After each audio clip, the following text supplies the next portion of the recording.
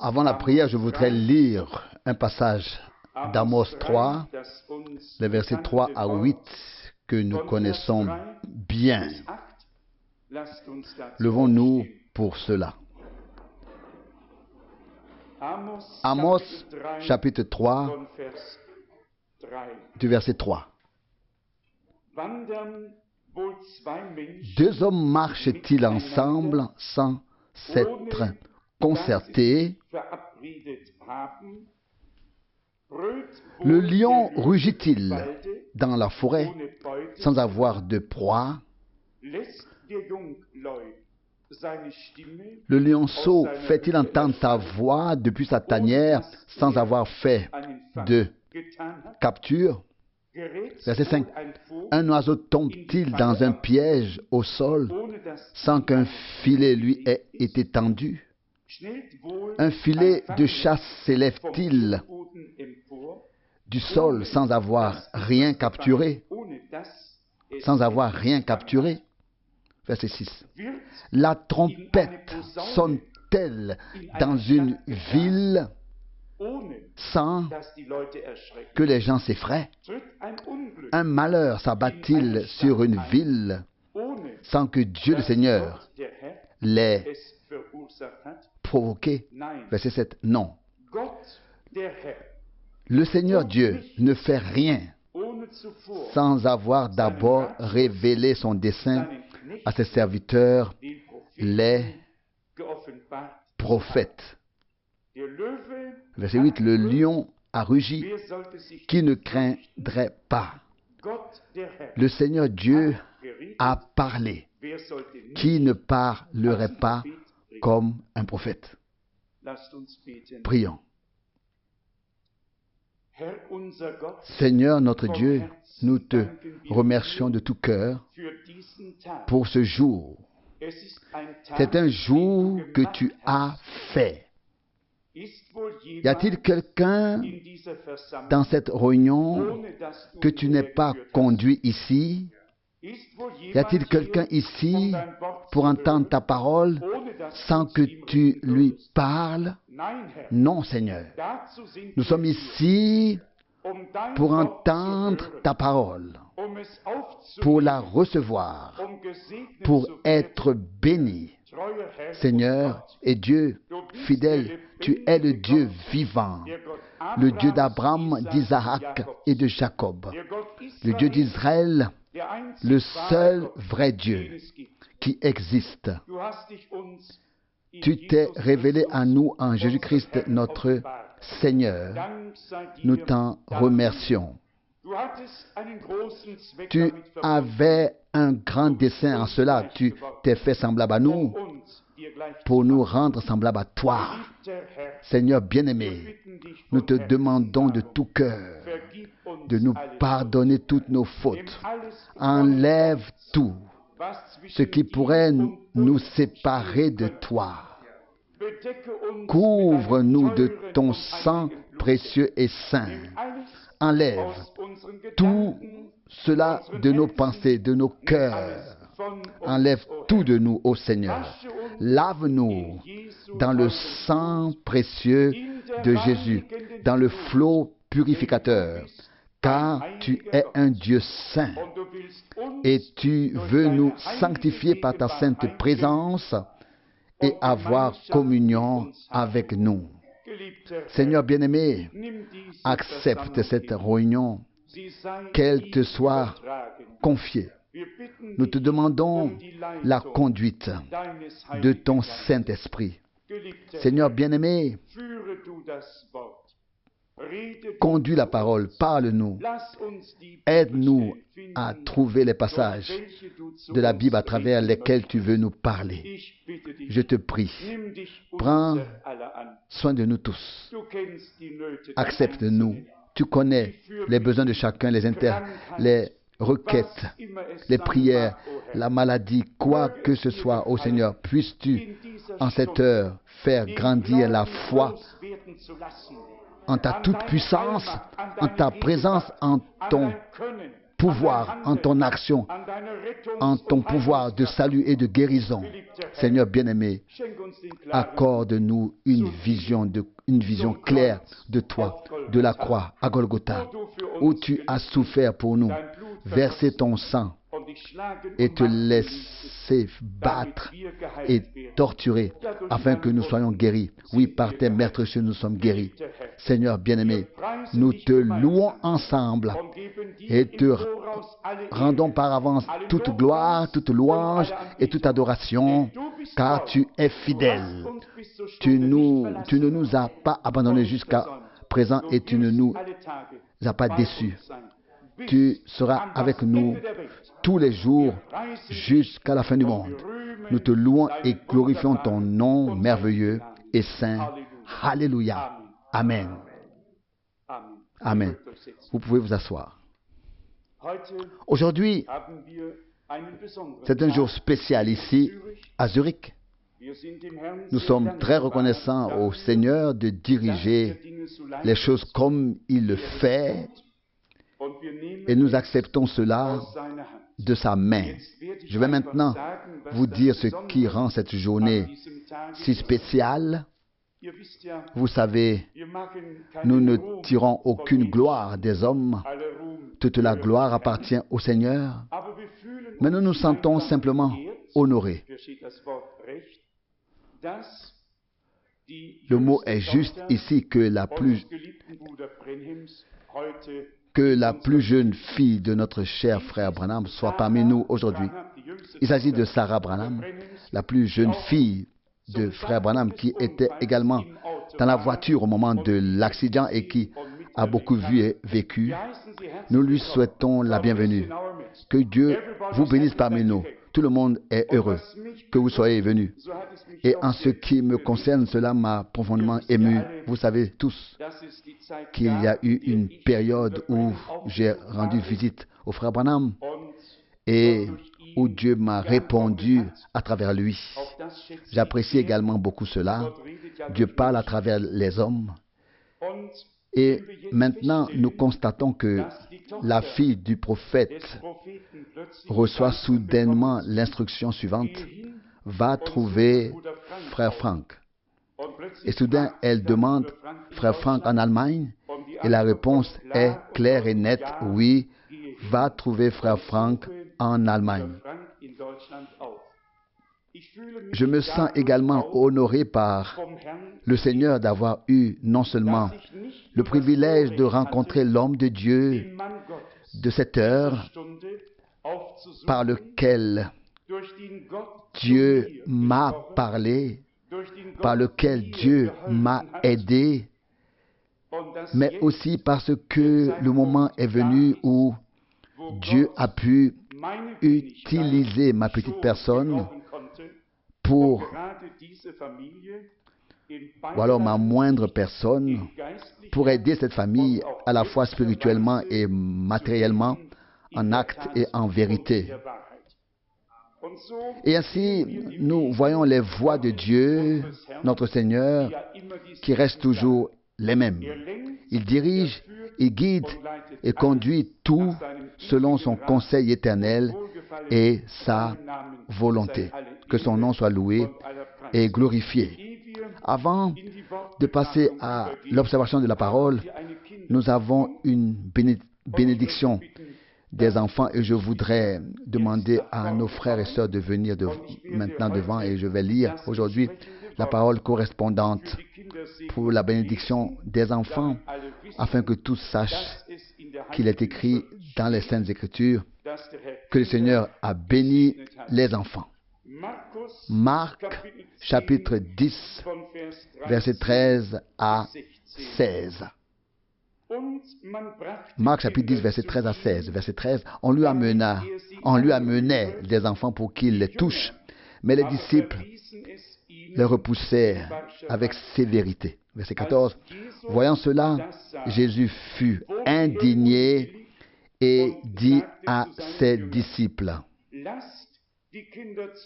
laissez venir à moi les enfants, ne les en empêchez pas, car le royaume de Dieu est destiné à ceux qui leur ressemble. Verset 15, en vérité, je vous le dis, quiconque n'accueille pas le royaume de Dieu comme un enfant n'y entrera certainement pas. Verset 16, puis il est pris dans ses bras et les bénit en leur imposant les mains. Voilà jusqu'ici la parole sainte de Dieu. Nous sommes ici pour faire à sa place et en son nom ce qu'il a fait.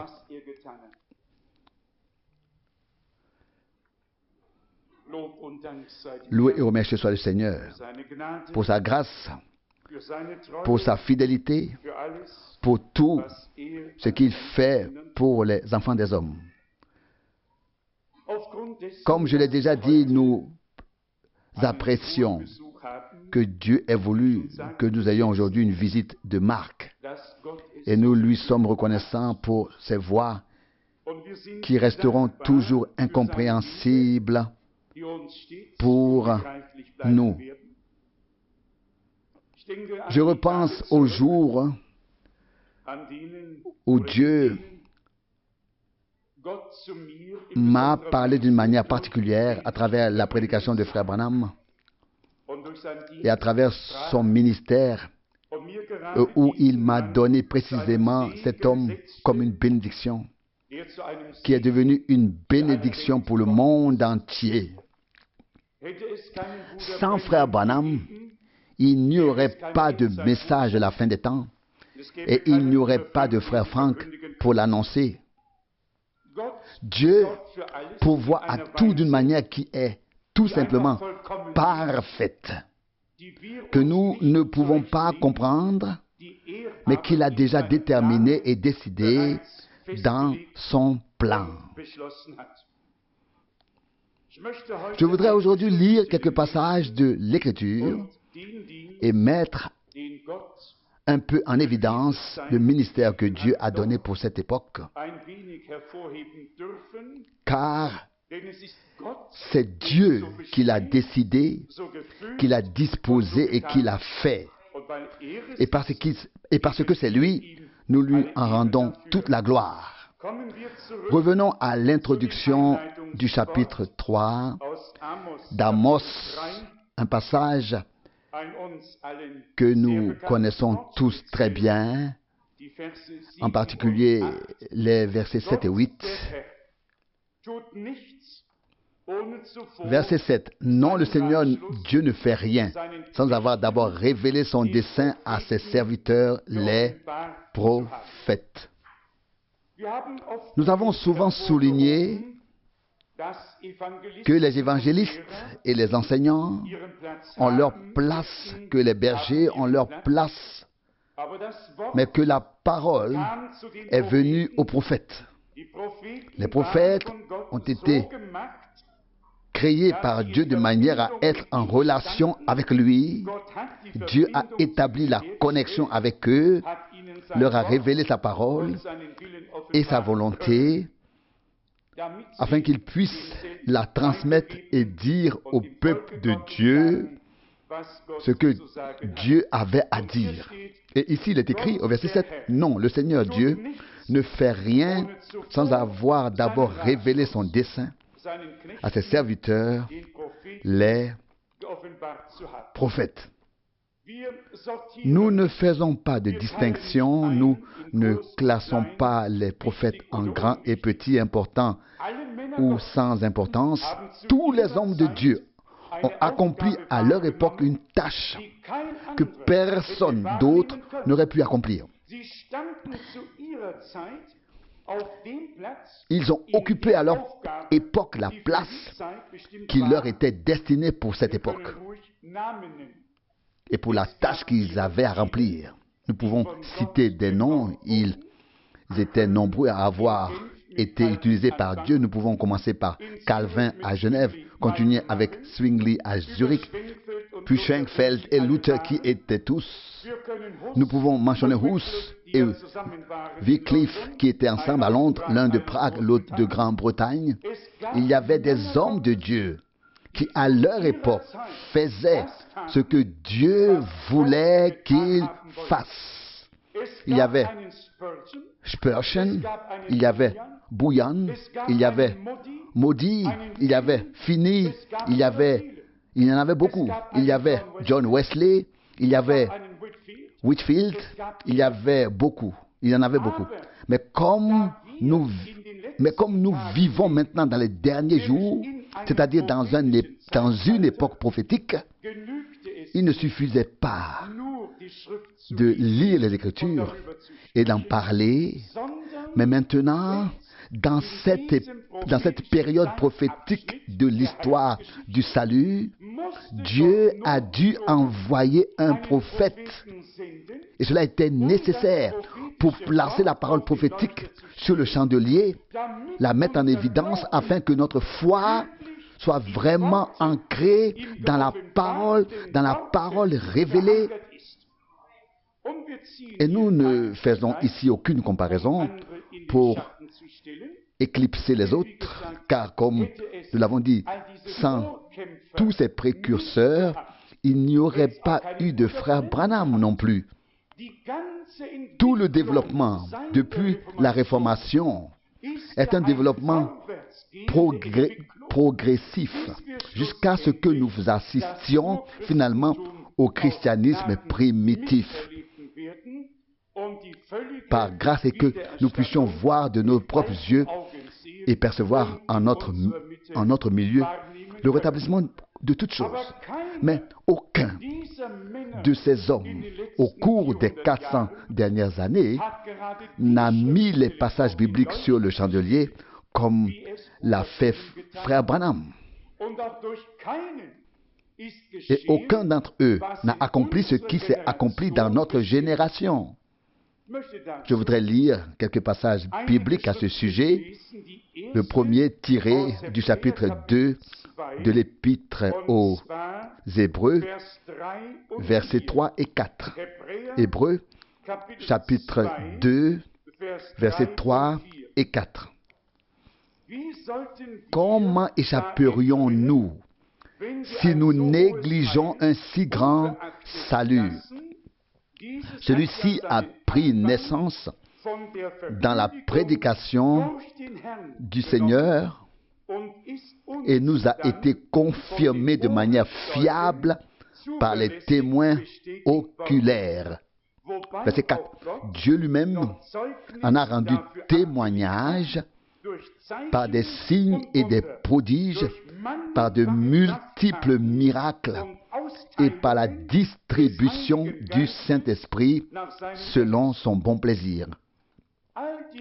Tous les réformateurs ont pris la parole, mais la confirmation divine, l'accompagnement surnaturel ou l'accompagnement par le surnaturel, ou quel que soit le nom qu'on lui donne, n'a pas eu lieu. Ils ont prêché et les gens ont cru. Mais à notre époque, Dieu a confirmé, comme dans le ministère de Jésus-Christ et comme au jour des apôtres.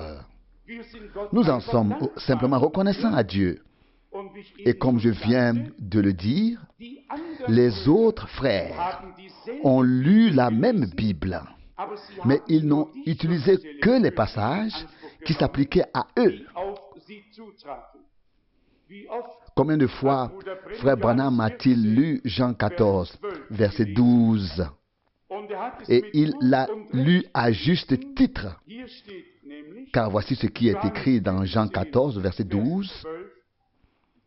En vérité, je vous le dis, celui qui croit en moi fera aussi les œuvres que je fais. Et il en fera même de plus grandes que celles-ci. Calvin, Luther et tous les autres ne se sont tout simplement pas appuyés sur ce passage. Ils n'étaient pas appelés à le faire. Le temps n'était pas encore venu.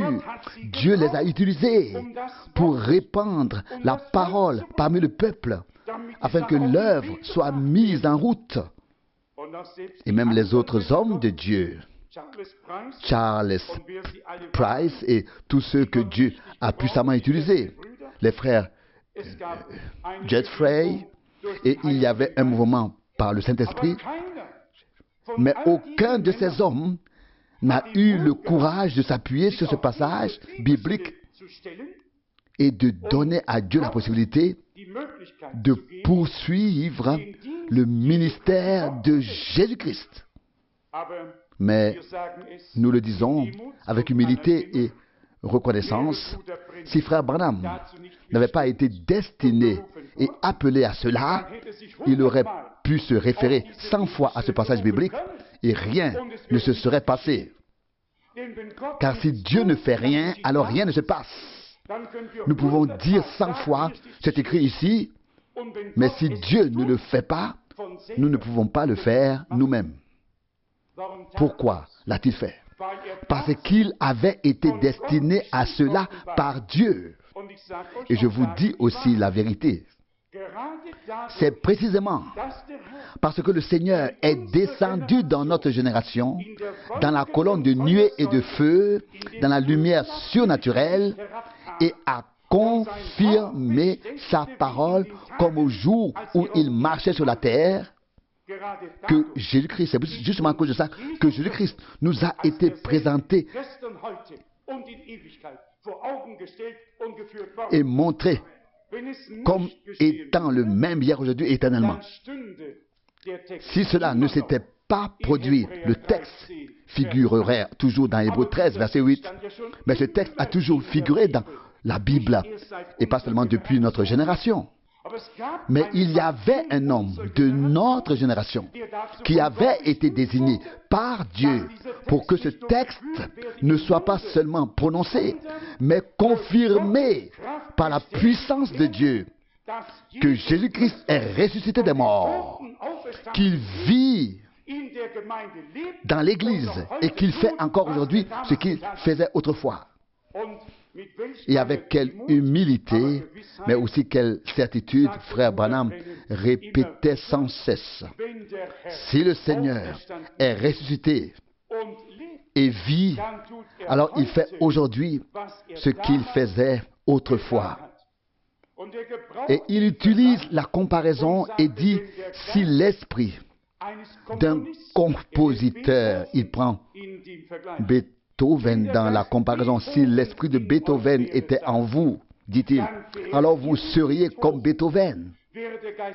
Si l'esprit de Shakespeare était en vous, vous seriez comme Shakespeare. Et il poursuit, si l'esprit du Christ est en vous, alors vous êtes comme le Christ était. Vous avez pris part à la nature divine et il s'est appuyé sur la parole et ne s'est pas laissé écarter de celle-ci, mais il est resté fermement ancré dans la parole. Luther a dit, me voici, je ne peux pas faire autrement, mais ici se tenait un homme auquel Dieu se tenait, auquel Dieu se reconnaissait. Il a vraiment lu ce verset assez souvent où il y a fait référence. Verset 12, en vérité, je vous le dis. Jean 14, verset 12. Celui qui croit en moi, non pas en une organisation, non pas en une doctrine, mais une foi vivante, inspirée, opérée par Dieu en Jésus-Christ le crucifié et le ressuscité. Celui qui croit en moi doit pouvoir s'attendre à cela. Et je m'inclus volontiers ici aujourd'hui. Nous voulons tous commencer à croire que ce verset s'adresse au pluriel et non au singulier. S'il était au singulier, nous pourrions dire, bon, alors, la chose s'est accomplie, elle est réglée et appartient désormais au passé. Veuillez noter le pluriel dans ce verset. En vérité, je vous le dis. Et non, je te le dis, et non, je te le dis à un individu, mais il dit, en vérité, je vous le dis. Celui qui croit en moi fera aussi les œuvres que je fais, et il en fera même de plus grandes. Que Dieu puisse nous placer, nous qui sommes parvenus à la foi vivante, sur ce fondement rocheux, afin que nous devenions inébranlables et que nous comptions sur Dieu pour confirmer sa parole. Car nous aussi, nous en avons le droit. Permettez-moi de faire cette comparaison. À l'époque de Finney ou de tous ceux qui l'ont précédé, les enfants de Dieu qui sont venus à la foi, ont reçu les mêmes promesses, la même parole et les mêmes enseignements. Et la parole qu'ils ont écoutée, ils l'ont expérimentée dans leur époque. Mais nous devons maintenant comprendre clairement que ces choses ne nous ont pas seulement été annoncées et présentées en direct, mais que le Seigneur veut aussi se manifester dans l'Église appelée à sortir, et que les mêmes œuvres qui ont été accomplies se reproduiront selon la parole de l'Écriture. Jean 12, verset 28, glorifie ton nom. Et la réponse est, je l'ai glorifié et je le glorifierai encore. Dieu a confirmé que sa parole était vraie et Dieu continuera à confirmer que sa parole est vraie. Car il est le même, il est fidèle. Et nous croyons tous sincèrement, tout comme le peuple de Dieu pouvait s'appuyer sur les passages bibliques prêchés et prendre Dieu au mot, nous pouvons nous appuyer en ce temps sur les passages bibliques qui nous sont prêchés et qui ont été mis en évidence dans notre temps, et compter avec foi que Dieu est fidèle et doit confirmer sa parole. Car l'Écriture ne peut être rompue. Si nous nous contentons d'admirer le ministère que Dieu a donné, nous n'en recevrons pas la part qui nous revient. En levant les yeux vers Dieu, nous devons vraiment compter aujourd'hui, en cette heure même,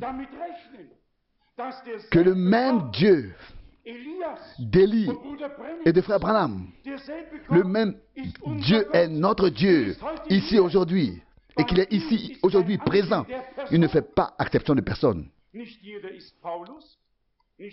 Tout le monde n'est pas Paul, tout le monde n'est pas frère Branham, mais tous ceux qui ont cru conformément aux Écritures, ce que les hommes de Dieu ont prêché, Dieu a confirmé sa parole par des signes et des miracles qui ont suivi.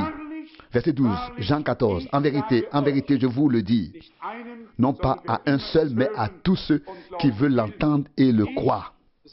Je vous le dis, celui qui croit en moi fera aussi les œuvres que je fais, et il en fera même de plus grandes que celles-ci.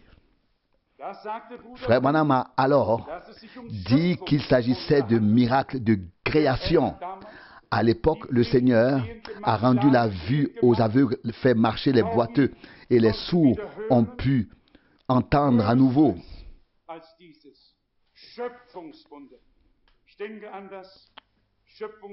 Plus grande que celle-ci, des miracles de création. Je pense au miracle de la création avec le nez. C'est le plus impressionnant de tous. Lorsque la sœur est venue dans la file, dans la lignée de prière et a tenu son mouchoir devant elle, frère Branham a dit, ne pleure pas sœur, crois seulement, car tout est possible à celui qui croit. Et la sœur a toujours son mouchoir ici devant son nez. Et soudain, devant son visage, et soudain, elle l'a mis de côté. Et le cancer avait rongé son nez jusqu'au cartilage. Je suis tout à fait honnête. Je ne sais pas comment j'aurais réagi à ce moment-là. Frère Branham n'a pas été choqué du tout. Il n'a pas paniqué. Il a dit aussi calmement qu'avant, crois seulement, crois seulement. Et il ne s'est pas dérobé avec de belles paroles. Il a dit crois seulement. Et lui-même a cru, a agi et a prié pour la sœur.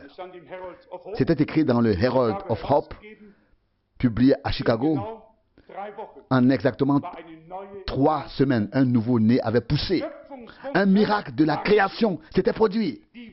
Verset 12, Jean 14. Vous accomplirez les mêmes œuvres que j'ai faites et vous en ferez même de plus grandes que celles-ci. Comment Dieu est-il honoré en accomplissant, quand il peut accomplir de grandes choses pour nous, en libérant la foi, non pas en la liant, mais en la libérant, pour qu'elle puisse mouvoir le bras de Dieu. C'est ainsi que le Seigneur est honoré, comme déjà mentionné. Tous les autres n'ont pas mis autant l'accent sur Hébreux 13, verset 8. Ils ont traduit tous ces passages, peut-être même les ont-ils lus, mais ils n'ont pas été touchés par eux. Car le temps de ce service, de ce ministère final n'était pas encore venu. Aujourd'hui, par grâce, nous pouvons avoir les yeux ouverts et savoir que nous vivons dans les derniers temps. Oui, à la fin des derniers temps, et que Dieu achève son œuvre et qu'il a besoin pour cela d'hommes qui font eux-mêmes partie de son œuvre, qui sont une partie de son œuvre. Je pense maintenant au dernier tremblement de terre à Los Angeles. J'étais justement aux États-Unis et lorsque cela s'est produit, j'ai pensé à quel point tout cela pouvait être proche. Frère Branham dit ici, dans le sermon L'enlèvement, Frère Doutler me l'a gentiment remis tout à l'heure, ici dans le sermon L'enlèvement, à la page 36, tout en haut du premier paragraphe. Oh, je pense justement à mon dernier message en Californie. Je pensais que je n'y retournerais plus jamais lorsque j'ai prédit que Los Angeles serait englouti dans l'océan. Ainsi parle le Seigneur. Cela arrivera. C'est fini. Elle est emportée. Elle est abandonnée. À quelle heure? Je ne sais pas quand. Mais elle va sombrer. Juste après, la région a été secouée par des tremblements de terre. Nous ne nous réjouissons pas lorsque de telles choses se produisent. Nous aimerions que le monde entier prête attention pendant que le message de Dieu est apporté. Mais nous savons aussi qu'ils n'écouteront pas. Il en a toujours été ainsi et il en sera toujours ainsi. Aussi maintenant, ils passeront à côté de la voix de Dieu et du message de Dieu. Et les chefs spirituels veilleront à ce qu'ils passent à côté de la véritable parole de Dieu avec des alléluia, des tambours et des trompettes. Et c'est là que la tromperie est la plus grande. Il est écrit plus loin, beaucoup d'entre vous, hommes, étiez là le jour où l'ange du Seigneur est descendu sur le rocher lorsque cette lumière et ce feu sont tombés du ciel sur le rocher autour duquel nous nous tenions. Mes chers amis, c'est la vérité.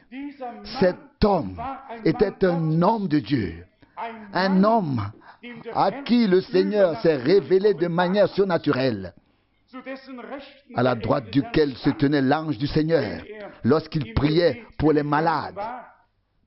Un homme qui a vu la lumière et le feu surnaturel descendre. Vraiment, un homme de Dieu, comme Moïse, comme Élie, comme Paul, un homme envoyé par Dieu. Il est dit plus loin, des rochers ont été arrachés de la montagne et projetés dans les environs. 3 coups de tonnerre retentirent et je dis, le jugement va frapper la côte ouest. 2 jours plus tard, l'Alaska a failli sombrer. Quiconque a déjà suivi géographiquement la faille de Saint-André peut voir quelle part du nord de l'Alaska plonge dans la mer, ressort au large d'Oakland, puis descend presque jusqu'à San Diego. Et frère Branham a dit, la côte ouest se séparera avant la venue du Seigneur. Et les gens ne le croient pas. Même quand cela arrive, ils ne le croient pas. Cependant, ceux qui ont compris que frère Branham est un homme envoyé par Dieu, eux le croient. Et je pense que maintenant, les derniers devraient se réveiller, car ce sont les signes avant-coureurs de ce qui va effectivement arriver sous peu. Il poursuit en disant, souvenez-vous que le même Dieu qui a dit cela a également dit que Los Angeles est voué à la destruction. Elle est perdue. Je ne sais pas quand, je ne peux pas le dire. Vous pouvez lire vous-même les différents passages où frère Branham y fait référence. Il a vu, il a annoncé, cela va arriver. D'un point de vue terrestre, ce sera une catastrophe. Ah, je devrais lire autre chose ici à propos de l'épouse. Je résume ce que frère Branham m'a dit à propos des prédicateurs. Los Angeles est un cimetière pour les prédicateurs. Il n'y a probablement aucune autre ville au monde où autant d'hommes et de femmes prêchent du lever au coucher du soleil qu'à Los Angeles. Dans un parc, 30, 40, 50 personnes prêchent. Je suis passé par là. J'y suis passé moi-même. C'est presque incroyable. De vieilles mères vêtues de robes qui leur descendent jusqu'aux pieds proclament l'évangile de Jésus-Christ à leur manière, avec leur ferveur. Elles n'ont pas accepté le message de Dieu. Quand j'ai vu cela, j'ai été profondément attristé.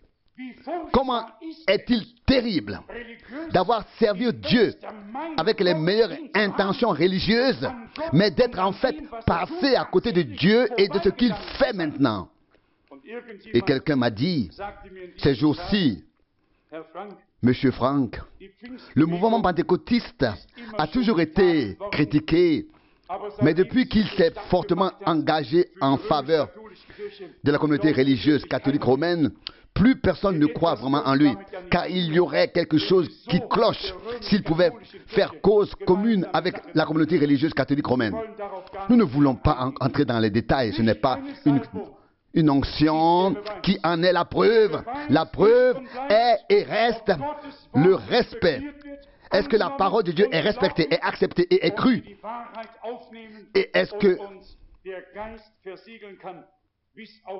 nous acceptons et recevons la vérité pour que l'Esprit de Dieu puisse nous sceller jusqu'au jour du retour de Jésus-Christ, notre Seigneur?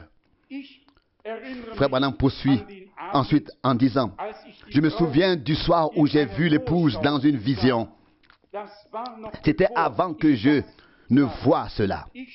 Je me tenais là et j'ai vu une jolie dame, bien habillée, qui marchait dans cette direction.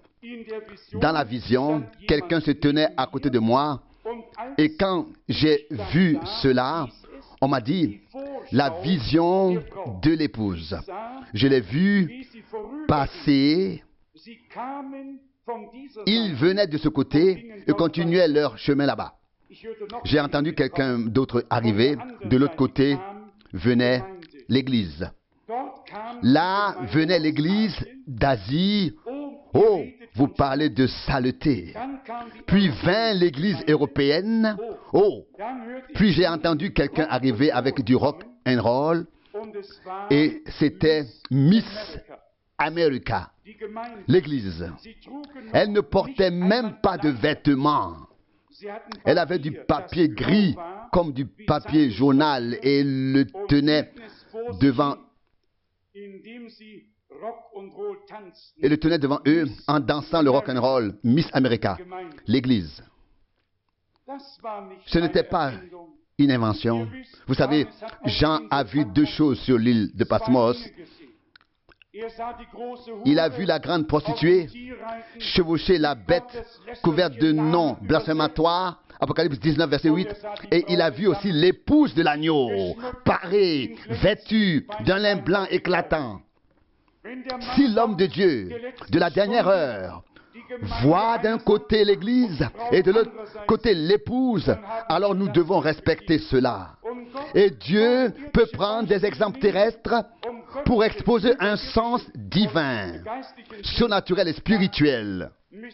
Miss America, dénudée, avec seulement une feuille de figuier devant elle pour cacher la honte de sa nudité. Mais dans le dernier âge de l'Église, à Laodicée, il est justement écrit dans Apocalypse 3, verset 18, « Je te conseille d'acheter de moi de l'or purifié par le feu, afin que tu sois pur et que tu revêtes des vêtements blancs et que la honte de ta nudité ne soit pas découverte. » À quoi bon faire ce qu'Adam et Ève ont fait? Jouer un peu à cache-cache. Quand le Seigneur viendra, tout jeu de cache-cache prendra fin. Il ne s'agit pas seulement de faire quelque chose ou de se voiler, mais d'être revêtu du fin lin éclatant pur qui est la justice des saints. C'est ce que Dieu veut faire avec nous tous en ce moment. Apocalypse 19, verset 8. On pourrait lire beaucoup plus loin ici. Vous pouvez continuer à lire, mais il décrit ici ces choses. Mais le cantique a été chanté fort vers Christi Streit, en avant combattant du Christ. On a chanté, on peut chanter grand Dieu, nous te louons. On peut chanter, oh, si j'avais 1000 langues, et les 1000 langues ne servent à rien. Alors une langue est préférable si elle peut louer Dieu avec sincérité, car elle a reconnu ce qu'il fait en ces jours par grâce, selon sa parole. Ce jour, comme je l'ai dit, est un jour spécial pour nous, avec une grande gratitude et reconnaissance. Nous voulons faire savoir à notre Seigneur et Dieu que nous apprécions qu'il ait pu trouver dans notre génération quelqu'un sur qui il a pu poser ses mains bénies, à travers qui il a pu parler, à travers qui il a pu agir. Quelqu'un à travers qui s'est accompli ce qui s'est accompli dans le ministère de Jésus-Christ lui-même. Personne d'autre, je ne connais personne d'autre dans l'histoire de l'Église, personne d'autre n'a lu Jean 5 du verset 19. Peut-être jusqu'au verset 21, frère Branham le faisait très souvent, presque avant chaque service de guérison. Je vais vous lire ce qui est écrit ici, Jean 5, à partir du verset 19. C'est pourquoi Jésus leur dit, en vérité, je vous le dis, le Fils ne peut rien faire de lui-même. Il ne fait que ce qu'il voit faire le Père. Voit, il voyait donc voir avant de faire quoi que ce soit. Il voyait ce qu'il devait être fait et il le faisait ensuite. Verset 19. Car ce que celui-là fait, le Fils le fait également. Verset 20. Car le Père aime le Fils et lui montre tout ce qu'il fait lui-même. Avez-vous lu? Verset 20. Car le Père aime le Fils et lui montre tout ce qu'il fait lui-même. Et il lui montrera des œuvres encore plus grandes que celles-ci, afin que vous vous émerveillez. Oh, que le nom du Seigneur soit loué. Vous tous qui avez vu le film dans lequel frère Branham prie pour les malades, il dit impuissant, je ne peux rien faire, j'attends la présence de Dieu. Et soudain, il a lui-même été surpris. On le voit à sa réaction. Ceux qui ont prêté attention à cela ont remarqué que, soudain, l'ange du Seigneur est sur la plateforme. Ce n'était pas cet homme humble, mais Dieu lui-même, le Seigneur, qui a eu pitié de nous tous et nous a acceptés afin d'agir de manière surnaturelle en cette époque prophétique dans laquelle nous sommes, pour faire sortir le peuple de Dieu du désordre et le ramener à la foi des pères apostoliques. Il a dit, je ne peux rien faire à moins qu'on me le montre. Et soudain, frère Branham a dit, maintenant je vois la lumière ici ou là-bas. Et puis il dit ce qu'il a vu et il a transmis ce qui lui a été communiqué. Nous confessons devant Dieu et son peuple qu'un tel ministère n'a pas existé depuis près de 2000 ans. Il a plu au Seigneur de visiter son peuple avec miséricorde et de nous donner le discernement afin que nous ne disions pas « oui, cet homme est Belzébul », etc. Mais que nous reconnaissions « voici un homme envoyé par Dieu, légitimé par Dieu, par lequel les œuvres ont été accomplies comme elles l'ont été dans le ministère de Jésus-Christ. » Et cela aussi nous en dit long à tous que là-bas à Houston, au Texas, dans le grand Colisée, où environ 23 000 personnes étaient rassemblées, la lumière est descendue sur frère Branham. Et il y avait toujours un bruit qui l'accompagnait, comme le souffle d'un vent violent et impétueux. Et il a su à ce moment-là que cela s'était fait. Vous connaissez tous cette photo. Elle confirme que cet homme n'a pas seulement prononcé des paroles, n'a pas seulement dit des choses, mais que Dieu a confirmé et légitimé ce que cet homme avait à dire sous un mandat divin au nom de Dieu. Et c'est pourquoi nous pouvons en témoigner. Nous n'avons pas suivi des fables habilement conçues, mais nous avons suivi le Seigneur, notre Dieu, et nous lui rendons seul la gloire pour cela. Mais nous sommes reconnaissants d'avoir pu être inclus dans ce que Dieu fait. Maintenant, permettez-moi de poursuivre ma lecture, notamment en ce qui concerne l'œuvre de Dieu. Jésus a dit les mêmes œuvres que j'ai accomplies. Et puis il en vient à l'œuvre de Dieu au singulier dans Jean chapitre 9. Jean chapitre 9 au verset 4. Il nous est dit, Jean 9 verset 4, il faut que nous accomplissions les œuvres de celui qui m'a envoyé tant qu'il fait jour. La nuit vient où personne ne peut travailler. La nuit vient, on a demandé au prophète Ésaïe 21, verset 11, sentinelle, quelle heure est-il dans la nuit? Et la réponse fut au verset 12 d'Ésaïe 21, le matin vient et la nuit aussi.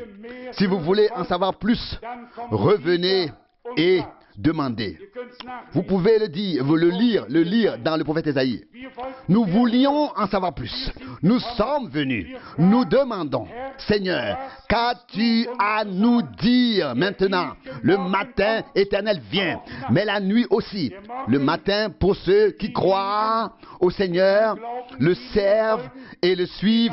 La nuit pour ceux qui ont rejeté la lumière et sont restés dans les ténèbres. Le verset 4, Jean 9, nous devons accomplir les œuvres de celui qui m'a envoyé. Jésus a dit, Jean 14, verset 12, les œuvres que j'ai faites, vous les ferez aussi. Il n'a rien fait en tant que fils de l'homme, Il a d'abord vu ce que le Père faisait lui-même et il a fait de même. Après l'avoir vu, il en a été de même pour frère Branham. Il a vu ce que Dieu fait, il a entendu ce qui a été dit et ensuite il a agi selon ce qui lui a été dit. Dans Jean chapitre 4, il est question de l'œuvre de Dieu au singulier. Jean chapitre 4 au verset 34. Jésus leur répondit: ma nourriture est de faire la volonté de celui qui m'a envoyé et d'accomplir son œuvre. Il s'agit donc toujours de l'œuvre de Dieu au singulier, que ce soit au pluriel, que les œuvres de Dieu soient accomplies de multiples façons, ou au singulier, que l'œuvre de Dieu dans son ensemble s'achève avec l'Église, puis avec Israël, selon ce qui vient d'être dit ou accompli. Les deux vont de pair. L'œuvre de Dieu en tant que telle, dans son ensemble, avec l'Église, puis avec Israël, mais aussi les œuvres qui font partie de la proclamation, car il est écrit, Jacques 2, verset 17, la foi sans les œuvres est morte en elle-même. Donc, la prédication dans notre génération était exactement comme nous l'avons lu dans Hébreux chapitre 2, verset 3 et 4. Tel que la proclamation de la parole avait commencé par Jésus-Christ lui-même. C'est ce qui est écrit dans Hébreux. Jean a préparé le chemin. Mais c'est par Christ, par le Christ, que la chose a réellement commencé. Il est le commencement et la fin. Il est l'alpha et l'oméga. Tout comme cela avait commencé par lui. Il y eut une brève continuité à l'époque des apôtres. Mais depuis lors, cela n'a plus été trouvé ni vu ni entendu sur terre. Les gens ont fait l'expérience de Dieu d'une certaine manière, ont expérimenté Dieu, ont reçu le pardon de leurs péchés, ont obtenu la certitude du salut et dans la mesure où cela leur a été prêché, ils en ont fait l'expérience et ont servi le Seigneur.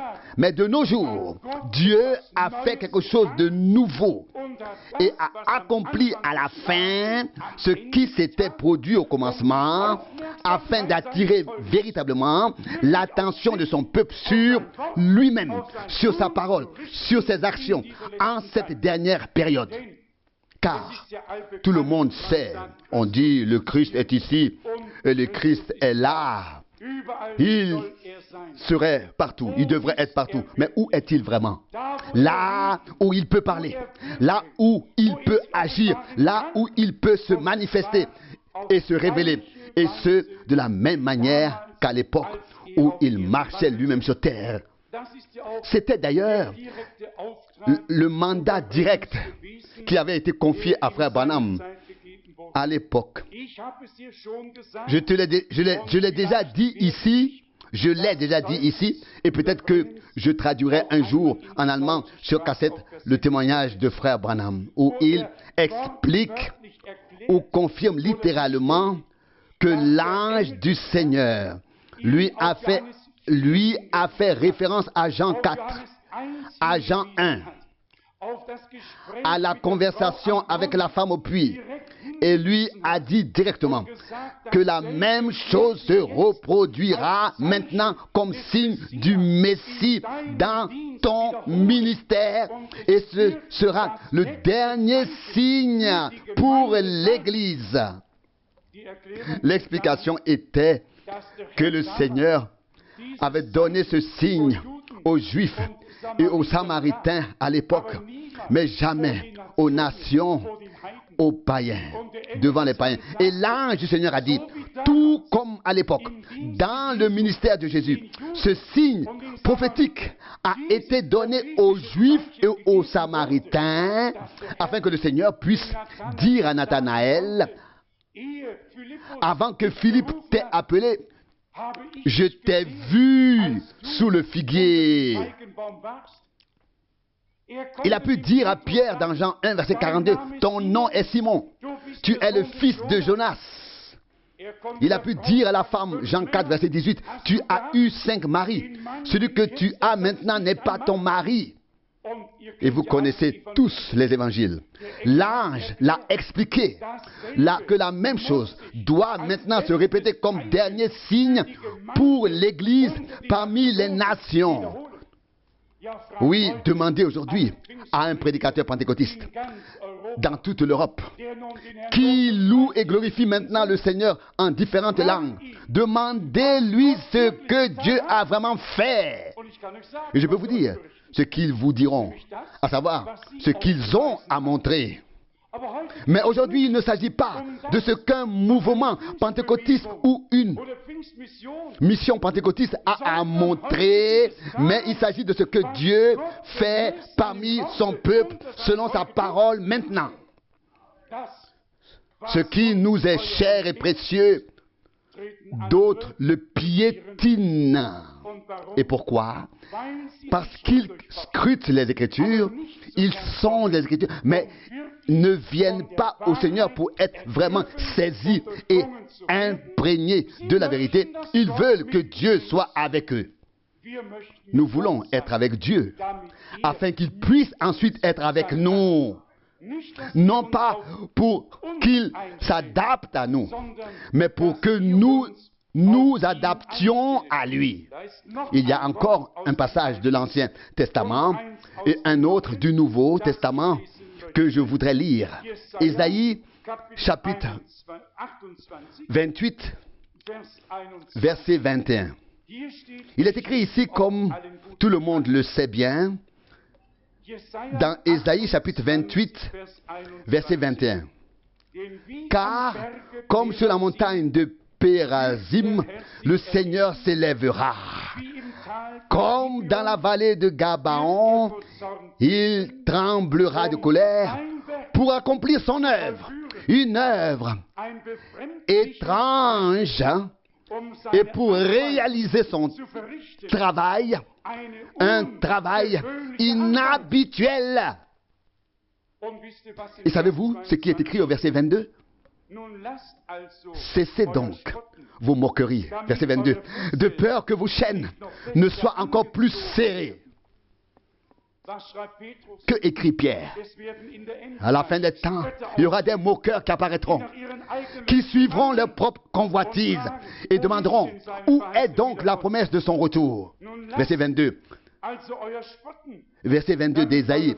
Cessez donc vos moqueries, afin que vos chaînes ne soient pas resserrées davantage, car j'ai entendu de Dieu, le Seigneur des armées, qu'un jugement destructeur est décidé pour toute la terre. Lorsque l'épouse sera enlevée, le jour du Seigneur s'abattra alors pleinement. Et le jour du Seigneur brûlera comme un four. Ce sera un jour de ténèbres, un jour de jugement, un jour de jugement.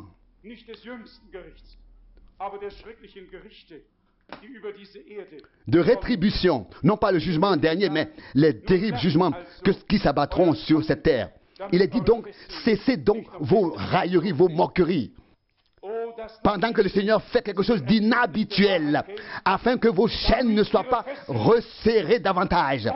Oh, que beaucoup puissent encore parvenir à la connaissance de la vérité, afin que leurs chaînes soient brisées et qu'ils soient libérés, car la plupart sont liés encore aux différentes confessions. Ils parlent de liberté et sont devenus esclaves d'hommes qui les trompent et les égarent. Là où Dieu n'a pas son mot à dire, là où il ne peut pas parler lui-même, là où il n'a pas son mot à dire, les hommes jouent avec les autres, même si cela est déguisé et décoré sous un aspect religieux.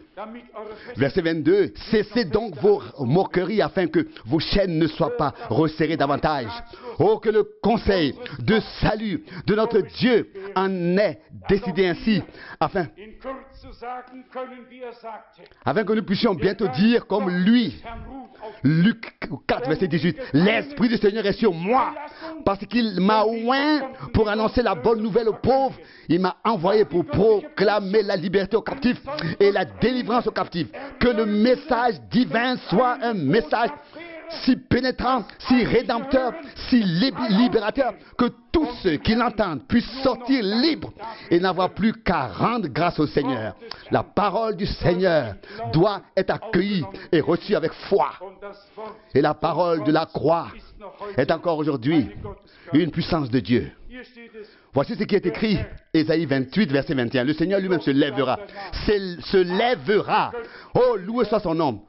Ah, nous pourrions prier. Seigneur, lève-toi, prends ton pouvoir, étends ton bras, aide-nous, achève ton œuvre et laisse-nous y prendre part. Et laisse-nous y prendre pleinement part. Verset 21, il tremblera de colère pour accomplir son œuvre, une œuvre étrange. N'a-t-il pas toujours été ainsi que les grandes communautés passaient à côté des petites choses que Dieu a faites? Comment frère Branham l'a-t-il si bien dit?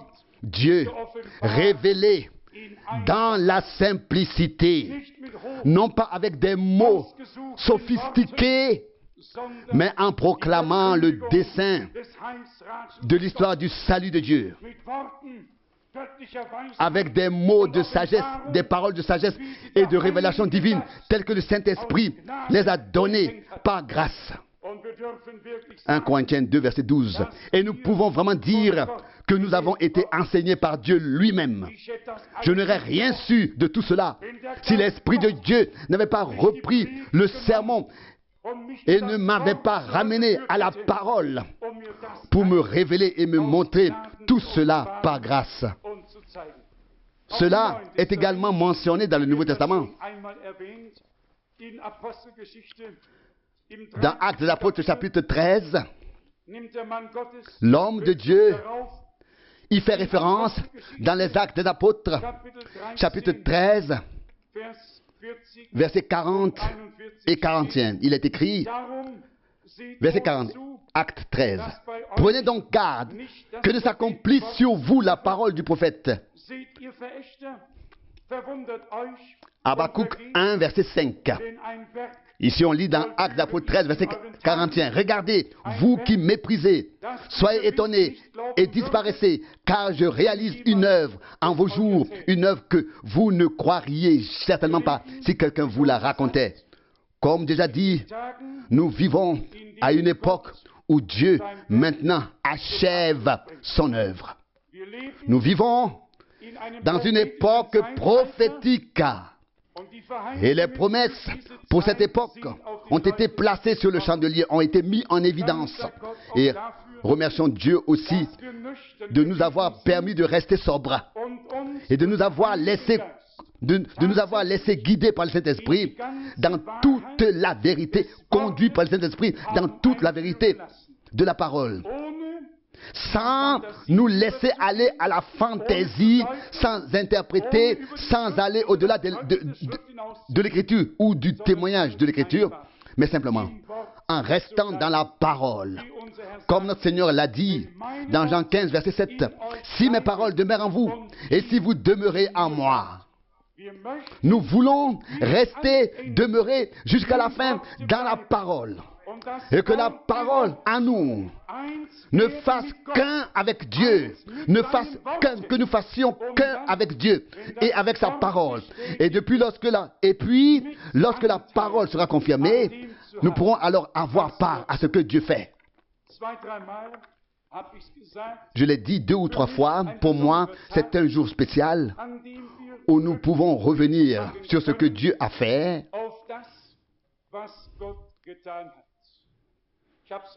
Et je l'ai mentionné, il y a eu de grands hommes qui ont servi le Seigneur à leur époque.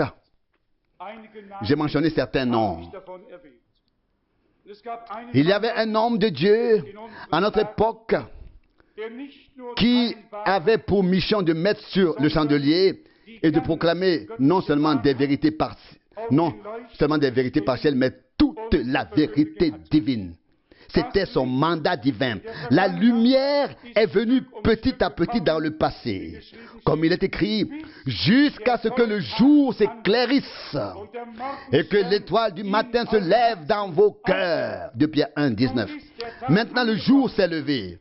L'étoile du matin s'est levée dans nos cœurs. À la tombée de la nuit, au temps du soir, la lumière devait apparaître. Et grâce à Dieu, la lumière est apparue.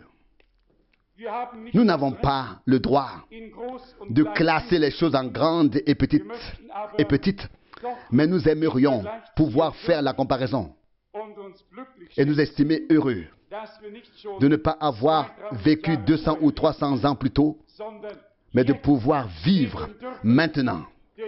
Car c'est en effet le moment le plus grand et le plus glorieux qui ait jamais existé sur terre dans toute l'histoire du salut.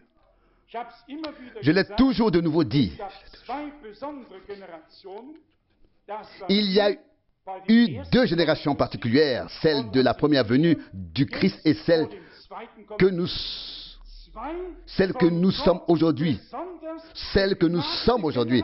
Avant la seconde venue du Christ, 2 générations particulières. Bénies par Dieu. Entre-temps, Dieu a fermé les yeux. Mais maintenant, il demande à tous ceux qui veulent subsister devant lui de venir à lui maintenant, de se soumettre à sa parole maintenant et d'accepter la vérité totale telle qu'elle est écrite dans le livre de la vérité. Ce n'est pas le moment des compromis, c'est le moment de ne faire qu'un avec Dieu, de remercier le Seigneur de tout cœur, de nous avoir interpellés, de nous avoir donné la clarté, oui, d'avoir fait briller la lumière dans les ténèbres. Le ministère qui s'est accompli dans cette génération était le même que celui qui s'est accompli à l'époque où Jésus-Christ était ici sur terre en tant que Fils de l'homme. Les œuvres qu'il a accomplies à l'époque se sont reproduites. Il les a accomplies. Et nous pouvons compter sur cela. Je compte pleinement sur le fait que des choses encore plus grandes se produiront. Oui, encore plus que ce qui s'est produit jusqu'à présent. Le Seigneur se lèvera lui-même. Il révélera sa puissance. Il confirmera sa parole. Il bénira son peuple. Il le rétablira. Chaque promesse que Dieu a faite est oui et amen. Demandons-lui de nous mettre en mesure de croire en lui conformément aux Écritures afin qu'il puisse se manifester et se révéler à la fin comme il l'a fait au commencement. Dieu soit loué et remercié pour tous les prophètes. Dieu soit remercié pour les apôtres. Dieu soit remercié pour tous les réformateurs. Dieu soit remercié pour tous les hommes de l'histoire de l'Église. Dieu soit loué pour tout. Dieu soit loué pour l'homme de Dieu de notre temps. Notre bien-aimé frère Branham, Dieu soit loué pour lui, pour l'avoir utilisé si puissamment et l'avoir établi comme une bénédiction, oui, dans le monde entier, comme un signal, comme un signe dans le monde entier, qui a également été contredit, mais il y en a qui ne contredisent pas Dieu. Celui qui contredit un homme de Dieu et s'oppose à lui, contredit Dieu. Celui qui vous écoute, m'écoute. Celui qui vous rejette, me rejette. Jean 10, verset 16. Quand un homme envoyé par Dieu vient, nous avons le devoir de l'accueillir, de lui laver les pieds, de le nourrir et de remercier Dieu de nous avoir rendus dignes d'accueillir un homme de Dieu. Dans l'Épître aux Hébreux, il est écrit, beaucoup ont hébergé des anges sans le savoir. Dieu a envoyé de tels anges, de tels messagers. Et le dernier messager était frère Branham. Aujourd'hui, j'ai mentionné son nom à plusieurs reprises. Je le fais avec joie, avec une très grande joie et avec reconnaissance dans mon cœur. Car je serais encore dans les ténèbres aujourd'hui si Dieu n'avait pas envoyé cet homme pour mettre la lumière, la parole prophétique, comme une lumière dans le soir, au milieu des ténèbres, sur le chandelier, afin que nous soyons éclairés par elle. Que le nom du Seigneur soit loué et glorifié. Marchez dans la lumière tant que vous avez la lumière. Jean 12, verset 35. Marchons dans la lumière jusqu'à ce que nous passions de la foi à la vue. Que le nom du Seigneur soit loué et glorifié. Amen. Amen. Levons-nous et remercions ensemble le Seigneur. Seigneur notre Dieu, tu as touché nos cœurs. Nous sommes en ta présence directe. Tu es ici. Tu nous as parlé. Tu as sauvé. Tu as guéri. Tu as béni. Que ton Saint-Nom soit loué et glorifié. Sois avec nous. Lève ton visage vers nous et donne-nous ta paix. Sois avec nous tous pour l'éternité. Amen.